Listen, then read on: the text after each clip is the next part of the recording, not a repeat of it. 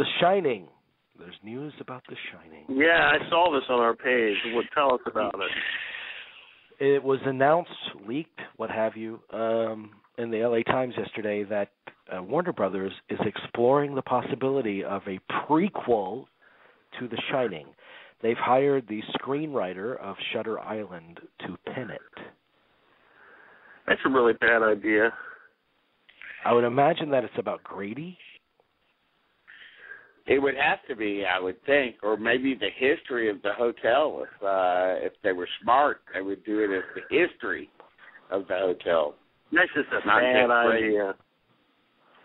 Well, interestingly, Stephen King actually, he wrote the whole history of the Overlook, and he had maps and everything as a prologue to The Shining, and he didn't make it in the first printing, but they did a special edition printing of it where he came out with all of that stuff as an extra in that book. Mm-hmm. Nowhere mentioned the Indian burial ground. That was all kind of wholly invented by Kubrick. Right. But if you make a prequel to The Shining and you make it about Grady, isn't it a problem that that movie would end with him killing his family and then killing himself? True. That's a good point. Then it would be the end. Goodbye, everybody. Take care. It's a bad idea. It's just a really bad idea. The only way that it would work is if they did it as a whole history of, if they did it sort of as a whole history of the evil in the hotel and not just Grady. In fact, if you did it right, you would begin the movie with Grady, and then you would go into the past. Right. Well, it's also interesting. I mean, is Grady in Nicholson's position on that photo in the ballroom, and then Nicholson assumes that position at the end of The Shining? Yeah, I don't know.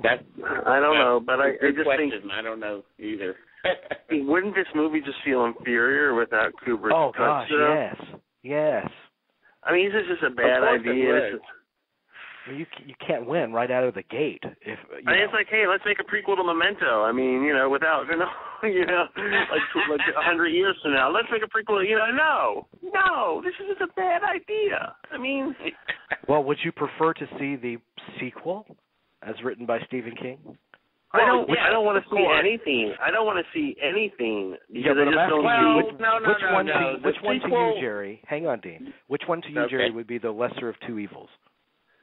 The sequel, because you could at least have something of the original cast or something in that. You can't in the prequel. Forget it. I mean, I just don't see how you can do that. Any sequel, I mean, I would think that any sequel would have very little to do with the Overlook. I think the sequel is Danny's story as an adult, as a male nurse. It's Danny's story. Yeah, that's a completely different story. So I guess he has a male hooker or something, but okay, as a male nurse. As a male nurse. It's essentially the horror version of Meet the Parents, of Ben Stiller's character. Yeah, these are really bad ideas. I mean, these are horrible ideas.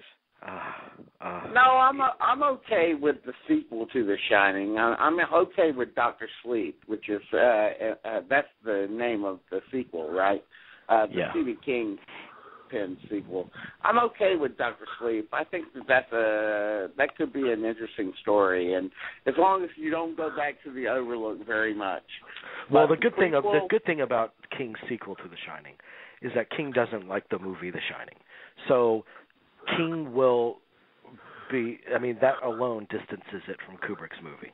Mm-hmm. King doesn't like it. Doesn't want to have any kind of reference to it. In that way, it might be okay.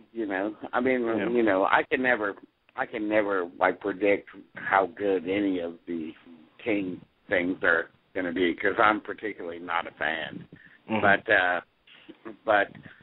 But that's the wisest way to go is to just forget about the Overlook and just concentrate on Danny and his life. His life after that experience. But in our whole movie, our whole show where we did suggestions for sequels and that kind of thing, I never once thought of The Shining. I never once thought, oh gosh, that story has to continue. It would be, but the Danny that I'm interested in is not the Danny in Stephen King's book. It's the Danny in the movie.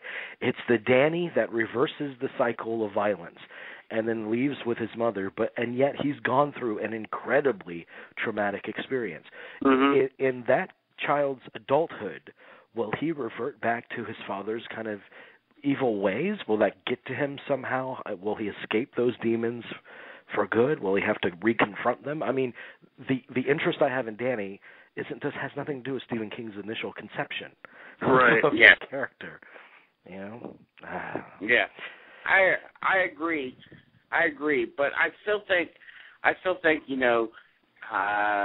with the thing that Stephen King writes, and then if they get the right director in there. I mean, if they get a hack director in there, believe me, it won't be anything. Some director. Brian De Palma should direct it. Brian De Palma likes The Shining. Yeah. Yeah. I'd love to see De Palma do a horror movie. But they won't get that. They won't get any of the old masters. They'll get somebody new to do it.